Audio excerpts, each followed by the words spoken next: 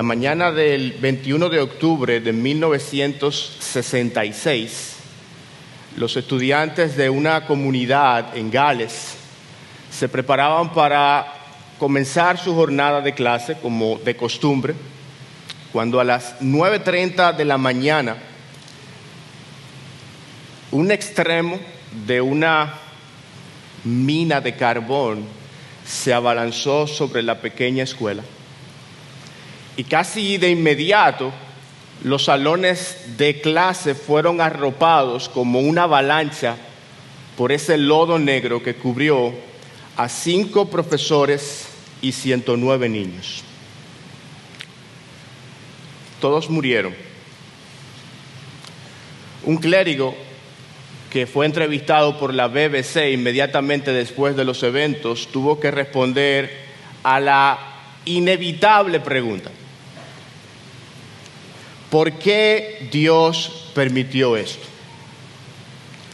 Su respuesta, la cual fue tristemente célebre, fue: supongo que tenemos que admitir que este es uno de los eventos y ocasiones cuando el Todopoderoso comete un error.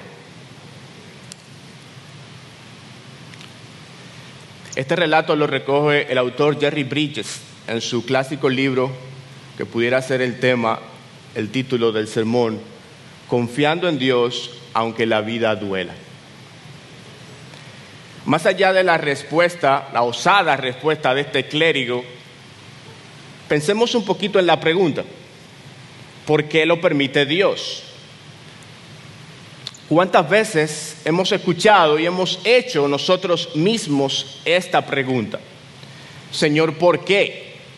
Señor, ¿hasta cuándo? Probablemente en este preciso momento de nuestras vidas nos estemos haciendo esta pregunta. Quizás ante una enfermedad crónica, quizás ante un accidente catastrófico, quizás ante una relación quebrantada, quizás ante una necesidad apremiante que Dios no responde. Señor, ¿por qué? Señor, ¿hasta cuándo?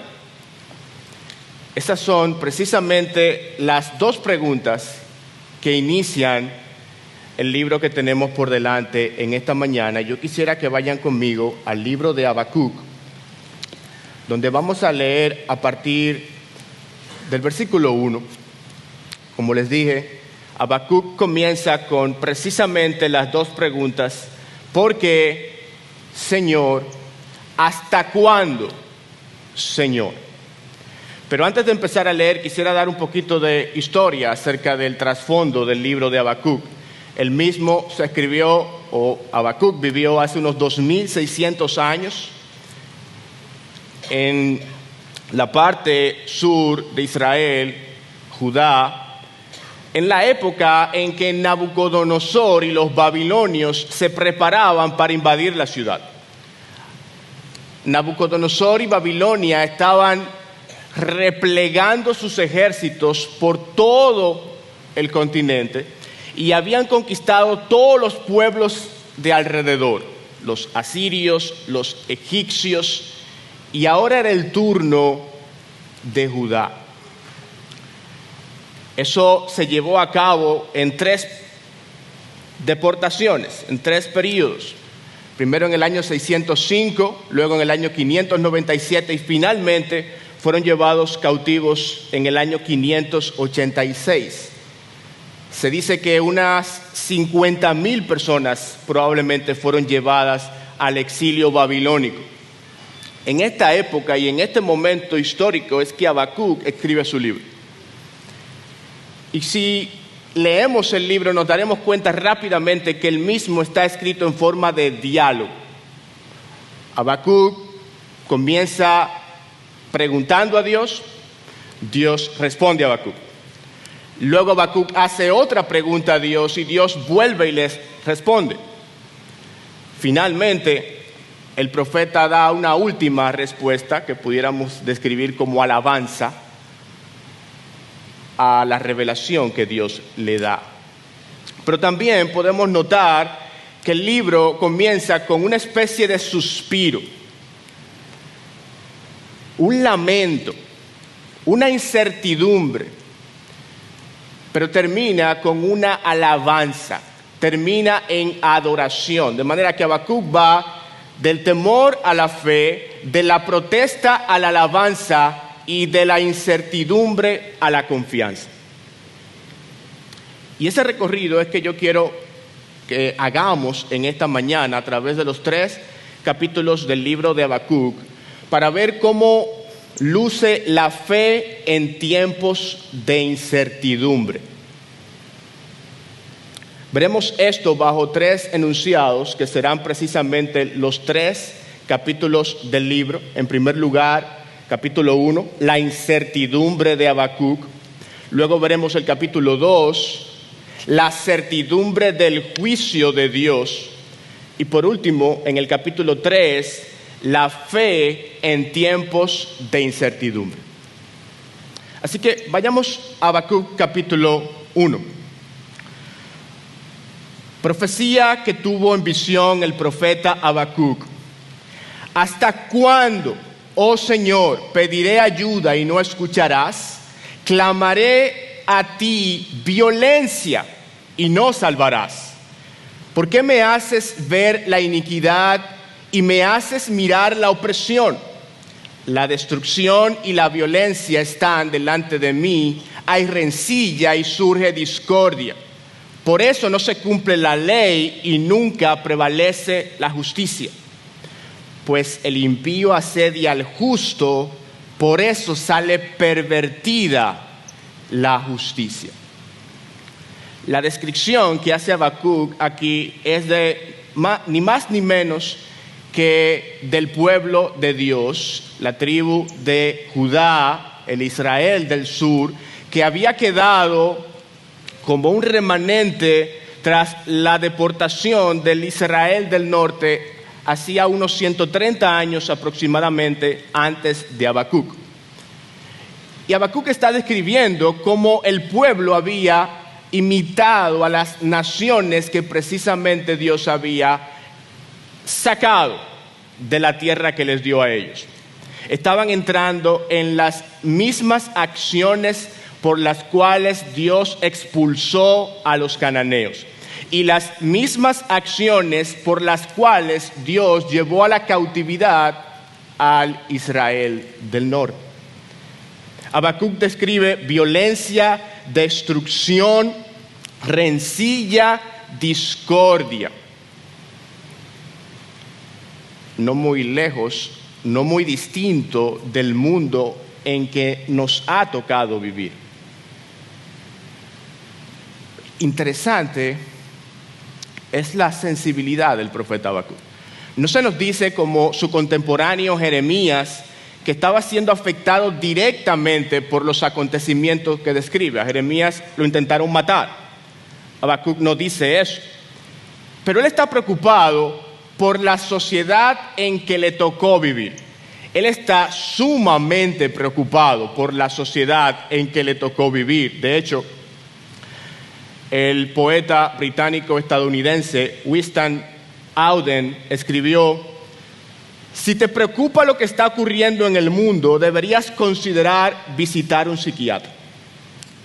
Pero si no estás preocupado por lo que está ocurriendo en el mundo, definitivamente necesitas visitar un psiquiatra. ¿Y quién no está preocupado por lo que está pasando en el mundo? Solamente hay que ver las noticias. Por un lado tenemos las guerras, Ucrania, Rusia, Israel, Hamás. Por otro lado, la inestabilidad política en todos los continentes, la amenaza constante de una tercera guerra mundial. Añada a eso la amenaza del cambio climático, del colapso de la economía y las incendiarias elecciones de los Estados Unidos, que como acabamos de ver el día de ayer, no sabemos a dónde irá a parar. A nivel nacional tenemos nuestros problemas de siempre: el costo de la vida, la corrupción, la delincuencia, la frontera con Haití. Pero si alguno de nosotros decidiera dejar de ver noticias para evitar el estrés, ¿podrá escapar de las enfermedades crónicas, de los accidentes catastróficos, de los conflictos familiares, de las necesidades económicas? Parece que de todas partes y por todos lados nos llegan conflictos, problemas. ¿Cómo sostenernos? ¿Cómo vivir en un mundo de tanta incertidumbre y ansiedad? Es lo que Habacuc, creo yo, nos enseña y es lo que queremos ver en esta mañana. Como leíamos, Habacuc estaba preocupado por la sociedad en que le tocó vivir y comienza preguntándose, Señor, ¿por qué? Y Señor, ¿hasta cuándo? En la Biblia hay muchas oraciones honestas como la que Habacuc hace aquí en este pasaje. Podríamos citar tan solo una de ellas, Job. Todos conocemos su historia. En el capítulo 30 de su libro, Job dice, clamo a ti y no me respondes. Me pongo en pie y no prestas atención. Te has vuelto cruel conmigo. Con el poder de tu mano me persigues. ¿Notaron las expresiones de Job? Te has vuelto cruel conmigo. ¿Alguna vez has sentido como si Dios no te escuchara? Como si Dios es indiferente a tus oraciones. Por cierto, ¿se lo has dicho? ¿Se lo has manifestado como Habacuc, como Job?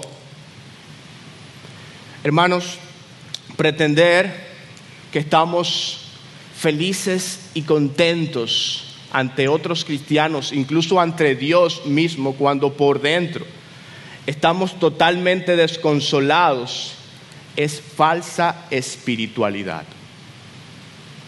Dios no quiere que embotellemos nuestras emociones. Él quiere que la derramemos. Por eso el mismo profeta Jeremías dice en el libro de Lamentaciones, derrama como agua tu corazón ante la presencia del Señor. Por algo le decían el profeta llorón. Estas son las preguntas que Habacuc se hace, la que nosotros nos seguimos haciendo muchas veces. En el capítulo 1, versículo 1 y 2, él se queja de que Dios no responde la oración. Versículo 3, de que Dios no hace nada contra la violencia que prevalecía. En el versículo 4, de que Dios no actuaba cuando el impío oprimía al justo. Y que Dios no obra cuando la justicia es corrompida.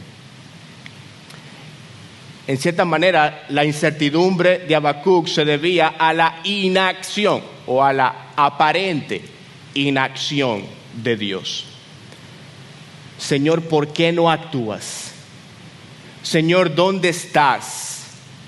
Es lo que perturba, es lo que mantiene al profeta desconcertado. Ahora bien, Dios habla a partir del versículo 5. No se nos dice o se nos anuncia, pero nos damos cuenta por las palabras que salen de su boca. Versículo 5. Mirad entre las naciones, observad, asombraos, admiraos, porque haré una obra en vuestros días que no creeríais si se os contara. Porque he aquí, yo levanto a los caldeos, pueblo feroz e impetuoso, que marcha por la anchura de la tierra para apoderarse de moradas ajenas. Vienen todos ellos para hacer violencia. Su horda de rostros avanza, recoge cautivos como arena. Les traduzco esta porción. Yo estoy obrando, Habacuc, y de hecho lo estoy haciendo ahora mismo utilizando a los caldeos, los babilonios, como un instrumento en mis manos para corregir, para disciplinar, para castigar la desobediencia de mi pueblo. Si Habacuc estaba consternado, desconcertado por el silencio de Dios, la revelación de Dios lo dejó boquiabierto. Habacuc acaba de escuchar que Dios no solamente está obrando, sino que lo está haciendo utilizando a la nación más cruel y despiadada que había en derredor. Los caldeos eran conocidos por su impiedad. De hecho, ataban a sus presos, a sus cautivos, con una cadena en los labios y los llevaban al cautiverio como animales. Es particularmente significativo un asedio que durante 13 años llevaron a cabo sobre la ciudad de Tiro, para finalmente destruir todo lo que había en ella, incluyendo a todos y cada uno de sus líderes. Por eso Habacuc se sorprende ante la revelación que acaba de escuchar. Y dicho sea de paso, cuánta condescendencia con Dios al revelar sus planes a una criatura. Dios no está obligado a dar explicaciones de sus obras. Sin embargo, en este pasaje, en este libro en particular, Dios es condescendiente con Habacuc y con nosotros y declara lo que va a hacer y por qué lo va a hacer. Y Habacuc, obviamente, está todavía más sorprendido. La primera fuente de su incertidumbre era la inacción o aparente inacción de Dios. Ahora su incertidumbre es el accionar de Dios. Señor, ¿que tú vas a hacer qué? Casi podemos escucharlo murmurar, pero los babilonios son mucho peores que nosotros. Habacuc no estaba de acuerdo con Dios en la forma que él estaba gobernando el mundo.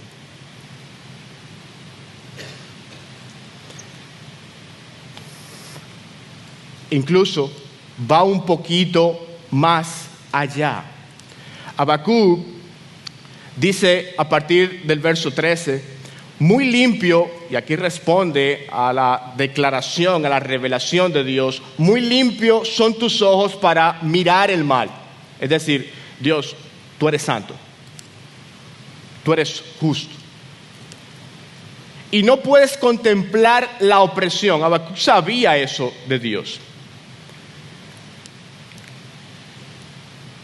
¿Por qué miras con agrado a los que proceden pérfidamente y callas cuando el impío traga al que es más justo que él? ¿A qué se está refiriendo el profeta aquí? Señor, ¿cómo es posible que tu obrar sea utilizando esta nación que es peor que nosotros?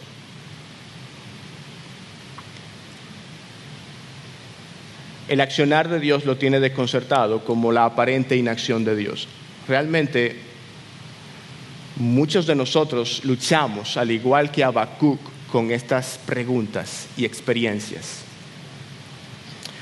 Por lo que vemos en el versículo 12, oh Señor, para juicio los has puesto tú, oh roca, los has establecido para corrección. Habacuc estaba muy claro acerca de el castigo que merecía el pueblo por haber violado el pacto de Dios. Él no tenía objeciones con la disciplina de Dios. Su problema era la metodología de Dios. Él hubiese preferido otra metodología. Como muchos de nosotros, hubiésemos preferido otra manera de Dios hacer las cosas. Pero Dios está en el cielo y nosotros sobre la tierra. Y Dios se lo dejará saber a Habacuc en breve. De hecho, Habacuc va un poquito más lejos y hace un par de preguntas más en el capítulo 1, versículo 14. ¿Por qué has hecho a los hombres como peces del mar, como reptiles que no tienen jefe. Está refiriéndose a la figura de un pescador que atrapa peces con sus ganchos, tal cual como los babilonios llevaban cautivos a su tierra. Versículo 16. Vaciará pues su red y seguirá matando sin piedad a las naciones. La idea de esta pregunta es: ¿hasta cuándo tú lo vas a permitir? ¿Hasta cuándo tú vas a permitir que esta gente impía y despiadada haga lo que está haciendo? De hecho, los babilonios no tenían nada que ver y no querían saber nada del Dios de Israel. Tenían un Dios principal que llamaban Marduk y otra triada de dioses que cada uno correspondía a un aspecto trascendental de su vida nacional, como la sabiduría, la guerra, las relaciones amorosas, el amor, etc.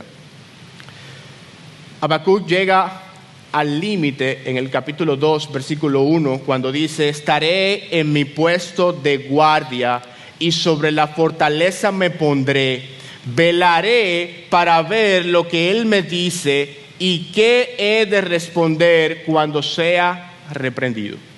Es como si él mismo estuviera consciente de que está llegando al punto del desacato. Yo voy a ver qué es lo que Dios me va a explicar y cómo me lo va a decir. Yo voy a ver cómo él me va a reprender aquí. Habacuc está desconcertado. Está viviendo en un tiempo y en una época en la que no tiene respuestas satisfactorias a sus preguntas y lucha con Dios acerca de eso. Ahora bien, mis hermanos, Habacuc no estaba solo. Nosotros, al igual que Habacuc, luchamos con esto. Y la pregunta es: ¿qué tan honestos somos con Dios? Cuando la incertidumbre nos arropa, ¿qué tan honestos somos con Dios? Pero por otro lado, yo entiendo que Dios muchas veces no va a satisfacer nuestra curiosidad, como lo hizo con Habacuc, porque simplemente nosotros no lo podemos sobrellevar. ¿Recuerdan cuando Jesús le dijo a sus discípulos: aún tengo muchas cosas que decirles, pero ahora no las pueden sobrellevar? Dios no nos da toda la información acerca de lo que está haciendo porque definitivamente no podemos procesarlo. Y obviamente Dios no está obligado a hacerlo. Bien, mis hermanos, ahora habiendo visto la incertidumbre de Habacuc en el capítulo 1, veamos la certidumbre del juicio de Dios en el capítulo 2. Versículos 2 al 4. Entonces el Señor me respondió. Recuerdan que Habacuc se colocó en la torre y dijo: aquí esperaré a la respuesta que Dios me dará, a la reprensión que me dará. Y Dios es condescendiente una vez más y le responde: escribe la visión y grábala en tablas para que corra el que la lea, porque es aún visión para el tiempo señalado. Se apresura hacia el fin y no defraudará. Aunque tarde, espérala, porque ciertamente vendrá, no tardará. Y el pasaje principal del libro de Habacuc, el cual es citado en otras partes del Nuevo Testamento, 3 pasajes del Nuevo Testamento lo citan. Habacuc 2:4. He aquí el orgulloso, en él su alma no es recta, mas el justo por su fe vivirá. A partir de aquí, Dios comienza a declarar lo que Él va a hacer, no solamente con Israel o con lo que va a hacer con Judea, con la tribu de Judá, sino lo que va a hacer con los babilonios. Habacuc estaba preocupado porque Dios estaba utilizando a una nación impía para castigarles. Ahora, en el capítulo 2, Dios le dice: mi juicio también vendrá sobre los babilonios. Pero antes le hace una promesa. Ciertamente que vendría el juicio, ciertamente que habría juicio por el pecado, pero también habría esperanza para aquel que deposite su fe en Dios. Mas el justo por la fe vivirá. Después de ahí siguen una serie de ayes, una serie de lamentos, y esta palabra ayes son advertencias que señalan al juicio de Dios. A partir del versículo 6 se dice: ay del que amontona lo que no es suyo. Versículo 9: ay del que adquiere mala ganancia para su casa, para poner en alto su nido. Versículo 12: ay del que edifica una ciudad con sangre. Versículo 15: ay del que hace beber a sus vecinos el cáliz de su ira. Versículo 19: ay del que dice al leño, despierta, y a la piedra muda, levántate. ¿Qué está diciéndonos Dios aquí? Habacuc: mira, yo voy a juzgar cada uno de los pecados de Babilonia. Yo soy justo y limpio de ojos, y de verdad no tolero el mal, y por tanto el juicio vendrá sobre Babilonia. Y le había advertido: espéralo, porque vendrá. Espéralo, se apresura, no defraudará. Aunque tarde, espéralo. Y esto es una advertencia para todos nosotros. El hecho de que el mundo parezca caótico, el hecho de que el mundo parezca fuera de control y de que aparentemente las fuerzas del mal han triunfado, en el universo no hay dualismo. En el universo hay teísmo. Dios está reinando sobre todo el universo. Dios dará el pago a cada uno de los malhechores. Y ese juicio particular sobre Babilonia se llevó a cabo a partir del año 538, cuando Ciro, el Medo y los demás conquistaron Babilonia. Cuando recuerdan en el libro de Daniel que el rey Belsasar vio la escritura en la pared que decía: ha sido pesado y ha sido hallado falto. A partir de ahí Babilonia fue destruida como ellos mismos habían destruido. El saqueador fue saqueado. El saqueador recibió el pago por su pecado.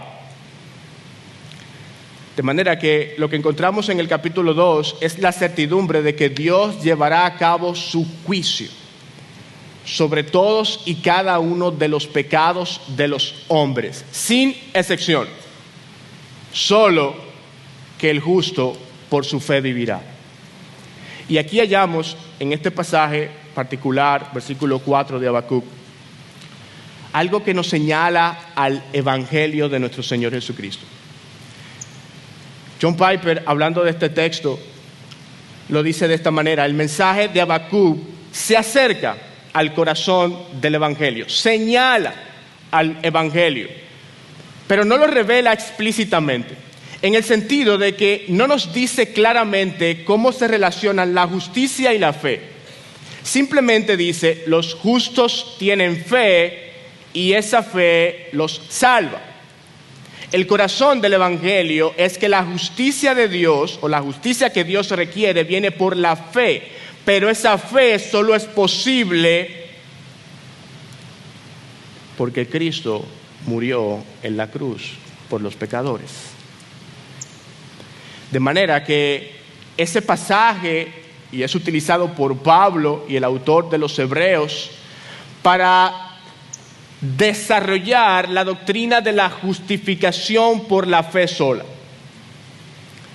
En un sentido estrecho, este pasaje se relaciona con los tiempos de Habacuc, con la tribu de Judá, con los babilonios, pero en un sentido más amplio, apunta a todos y cada uno de los hombres que ponen su confianza en Cristo como Salvador, aún en medio de una sociedad, en medio de épocas perversas e impías. Mas el justo por la fe vivirá. ¿Crees esto? Martín Lutero, el reformador alemán, se topó con este pasaje de la Escritura mientras caminaba en sus prácticas idolátricas en la Iglesia Católica. Y ese pasaje, citado por el apóstol Pablo, partió el corazón del joven Martín Lutero. Mas el justo por la fe vivirá. Y ese texto abrió el camino por el poder de Dios a la reforma de todo un continente y al impacto del evangelio en todas las naciones de la tierra. Hay dos opciones en este pasaje, de hecho. El versículo dice: he aquí el orgulloso, en él su alma no es recta. Pone por un lado al orgulloso, al que se cree autodependiente, al que no necesita a Dios, al que está bien sin Dios, como los babilonios. Primariamente se dirigía a ellos el texto, pero aplica a todos aquellos, incluyendo algunos que puedan estar presentes aquí en esta mañana, que piensan que no necesitan a Dios, que piensan que les irá bien sin Dios en su vida, o cuanto mucho con un poquito de Dios en su vida. Por otro lado, se nos presenta aquel que es justo, aquel que vive por fe, aquel que no depende en sus propias acciones y obras, sino que pone su total confianza en su Señor Dios Todopoderoso. Ese vivirá, aún en medio de la incertidumbre, como Habacuc. Habacuc asió esta promesa, como lo dice en Isaías capítulo 53, por su conocimiento el justo mi siervo justificará a muchos y llevará las iniquidades de ellos. ¿Confías tú en la fe de aquel que es justo? ¿Pones tu total confianza en Él? Si no es así, no hay salvación para ti. Eso es cuanto al segundo capítulo acerca de la certidumbre del juicio de Dios. Y como se habrán podido dar cuenta, no hemos ido versículo por versículo en el libro. El tiempo no nos daría. Pero hasta ahora hemos visto en el capítulo 1 la incertidumbre del profeta ante la aparente inacción de Dios y posteriormente ante la desconcertante acción de Dios. Luego en el capítulo 2 nos encontramos con la certidumbre del juicio de Dios, no solamente contra los babilonios y los judíos, sino contra todo aquel que en su corazón es orgulloso y desprecia a Dios. Pero hay una promesa: el justo vivirá por la fe. Esto nos lleva al capítulo 3 del libro de Habacuc, donde veremos cómo luce la fe en tiempos de incertidumbre. Yo quisiera leer a partir del verso 1 del capítulo 3. Oración del profeta Habacuc en tono de Sigionot. Y la idea con esta palabra, que al igual que aparece en los Salmos, era que esto debía ser cantado con instrumentos de cuerda. ¿Recuerdan cuando Habacuc comienza su libro? Desconcertado, inquieto, ansioso, en total protesta ante Dios. Bueno, a partir del capítulo 2, no solamente los idólatras fueron silenciados, sino el profeta mismo fue silenciado, porque a partir del capítulo 3, Habacuc comienza a adorar en vez de a protestar. Bien pudiera ser llamado este libro, de la protesta a la alabanza. Lo que comienza como un suspiro terminó como un cántico de adoración a Dios. Ahora, ¿cómo se ve una fe fuerte, una fe en tiempos de incertidumbre? Por lo que notamos en el capítulo 3. Por ahí algunas cualidades que yo quisiera resaltar en este capítulo que deberíamos imitar de Habacuc. En primer lugar, por lo que vemos en el versículo 2 del capítulo 3. Oh Señor, he oído lo que se dice de ti y temí. Señor, he oído lo que se dice de ti y temí. Lo que encontramos aquí, la palabra temor que aparece aquí, se usa con relación al temor que alguien tiene ante una persona de alto rango. Es más que un simple miedo. Es la actitud que una persona reconoce el poder y la condición de otra persona que está en una atmósfera totalmente distinta a la suya. ¿Recuerdan cuando los discípulos en el mar de Galilea con Jesús iban en la barca y vino la tormenta y Jesús dormía y los discípulos le despiertan y le dicen: no tienes cuidado que perecemos? Jesús se levanta, calma el viento, reprende a las olas y hubo grande bonanza, grande tranquilidad. ¿Cuál fue la reacción de los discípulos? ¿Quién es este que aún el viento y el mar le obedecen? Eso es reverencia. Entender la grandeza, el poder, la trascendencia de Dios. Y Habacuc aquí manifiesta la reverencia absoluta ante los propósitos de Dios. De modo que la primera cualidad que notamos en una fe que actúa, que vive bajo tiempos de incertidumbre, es una reverencia total a la providencia de Dios. Reverencia total, un temor reverencial.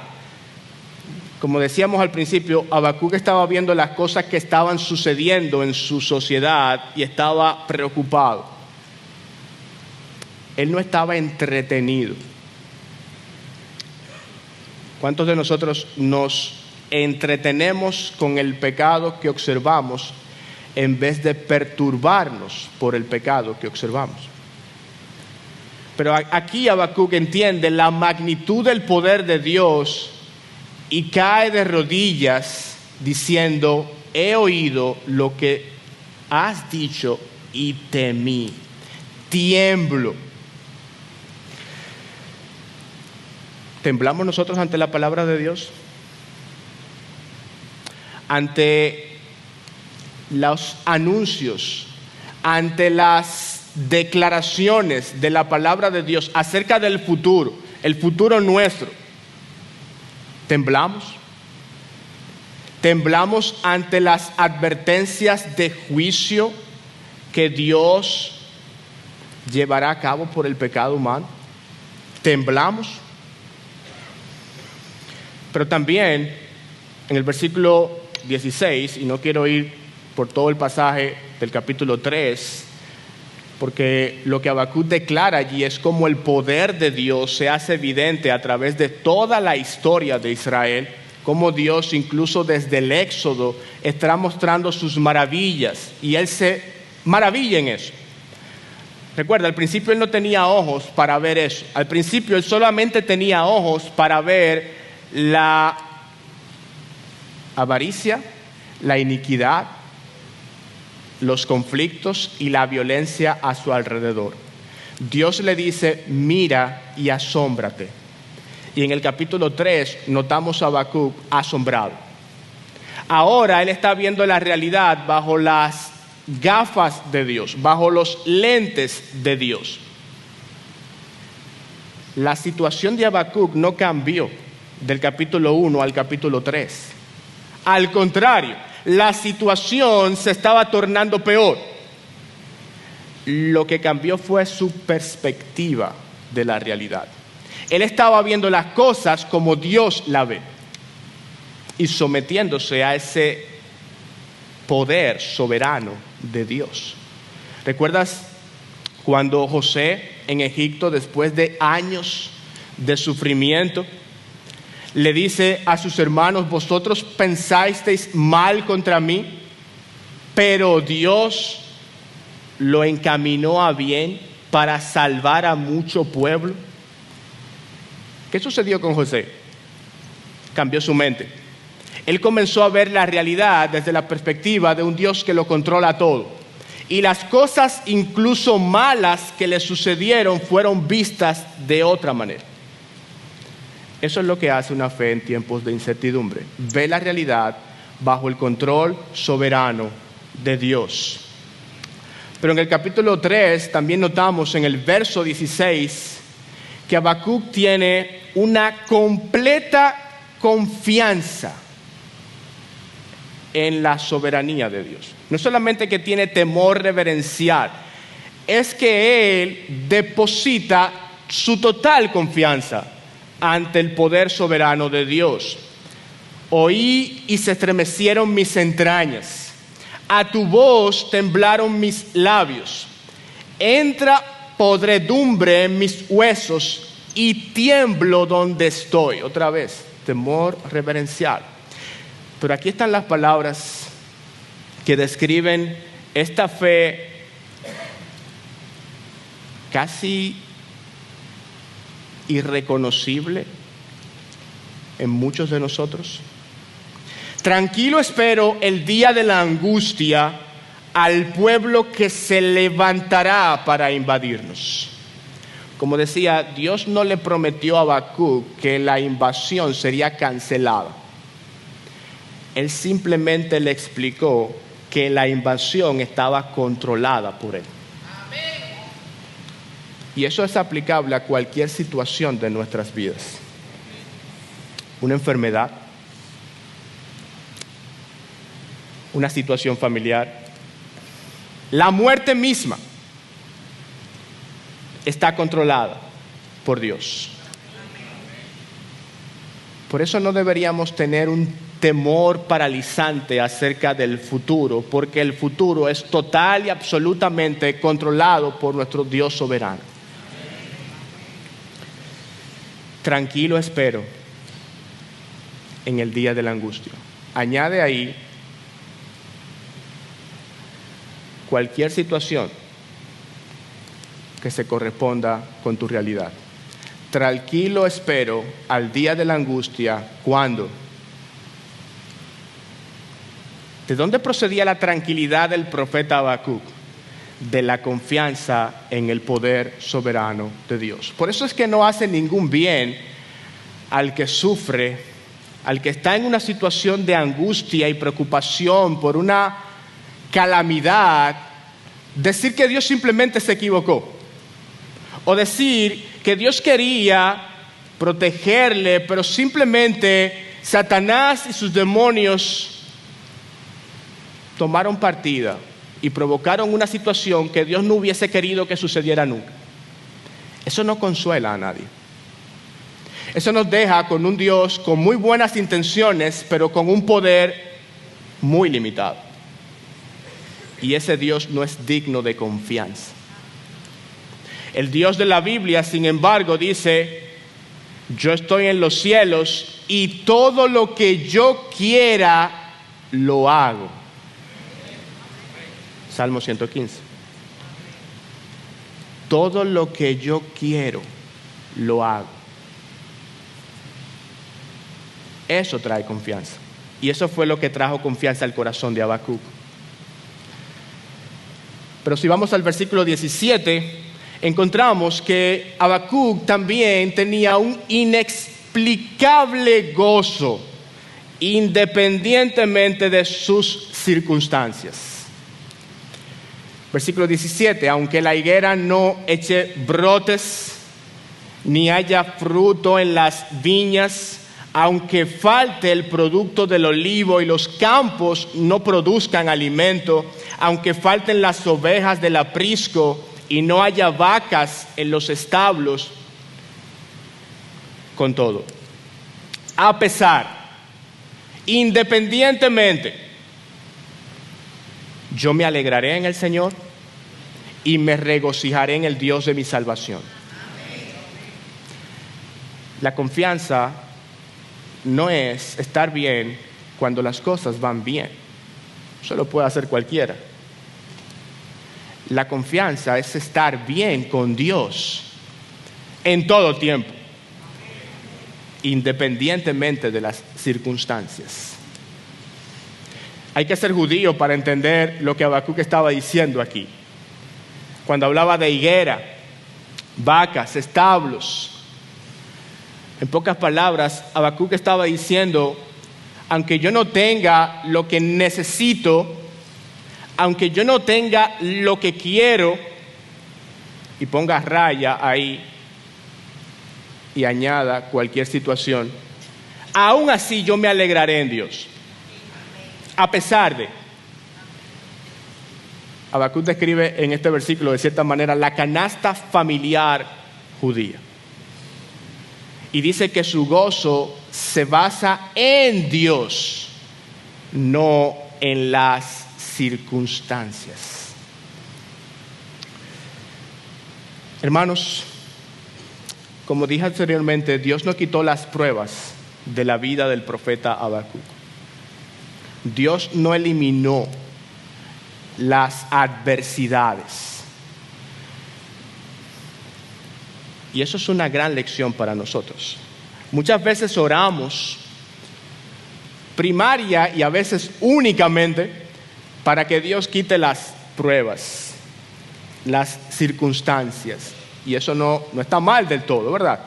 Padre, líbranos de tentación, dice la Biblia. Pero hay algo que sucede en las pruebas, en las adversidades, que Dios utiliza para traernos a una situación en la que no estábamos antes de las pruebas. Por eso, Joni Eareckson Tada, que muchos de ustedes conocen, una joven que sufrió, siendo joven ya, ¿verdad?, sufrió un accidente que la dejó en una silla de ruedas durante toda su vida, hasta el día de hoy. Ella decía en una de sus entrevistas que el sufrimiento es hermoso de una manera extraña. Cuando llega el sufrimiento a nuestras vidas, lo vemos como algo catastrófico, como algo donde nada bueno puede salir. Pero alguien que experimentó y que ha experimentado un gran sufrimiento como ella puede decir, es hermoso, pero de una forma extraña. Porque me permitió, dice ella, conocer a Cristo de una manera que yo no le conocía antes del accidente. Como pasa con Habacuc aquí, que le permite ver el poder de Dios, la grandeza de Dios, de una manera que no la podía ver sin la invasión de los babilónicos. De la misma forma pasa en nuestras vidas. Hay cosas que no podemos captar del poder, del amor, de la grandeza de Dios, a menos que vengan adversidades. Cuando las adversidades llegan, la fe nos sostiene.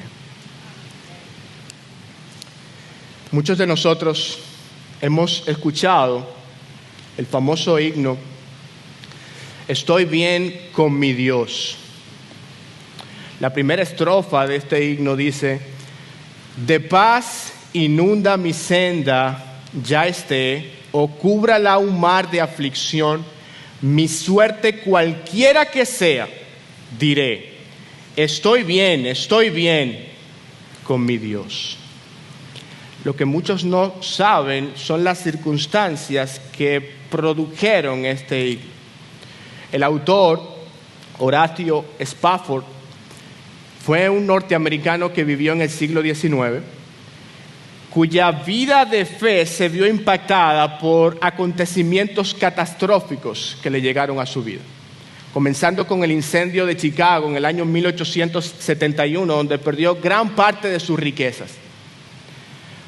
Pero 2 años después, cuando envió a su esposa y sus 4 hijas a Europa para vacacionar allí, con la esperanza de reunirse con ellas posteriormente, el buque que las trasladaba, o el barco que las trasladaba, chocó con un buque y se hundió.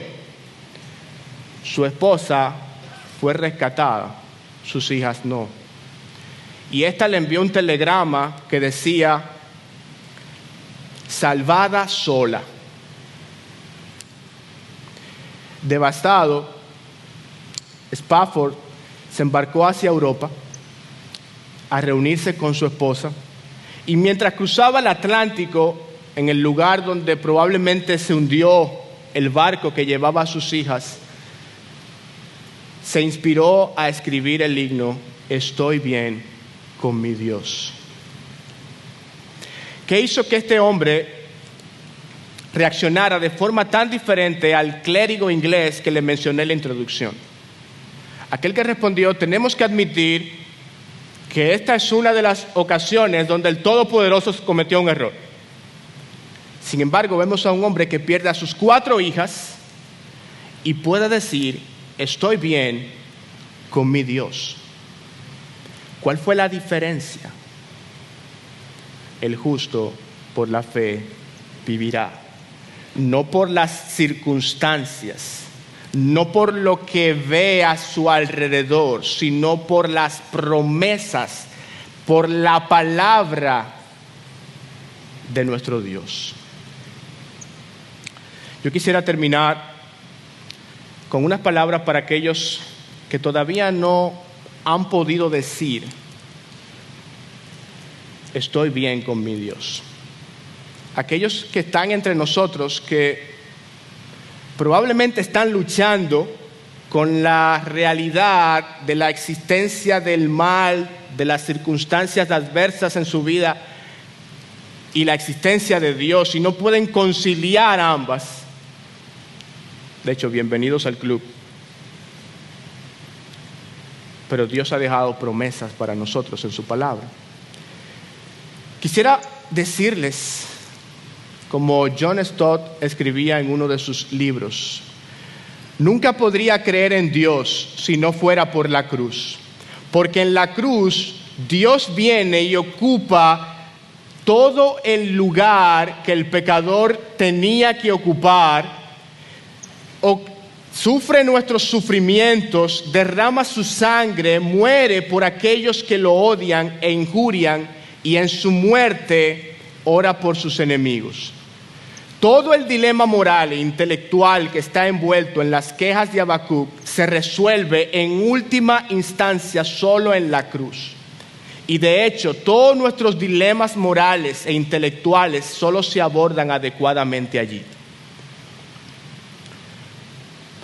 Saldrás de este lugar como viniste, probablemente absorto en tus problemas, sin dar oportunidad a que la palabra de Dios entre a tu corazón, o podrás decir: yo viviré por fe. Podrás decir, como el autor del himno: estoy bien con mi Dios. Cristo murió en la cruz para que pecadores como tú puedan recibir la gracia de Dios gratuitamente. Si no puedes reconciliar la existencia del mal con la existencia de Dios, mira a Cristo. Él pagó por nuestro pecado. He aquí el orgulloso en él, su alma no es recta, mas el justo por su fe vivirá. ¿Te atreverás a vivir por fe?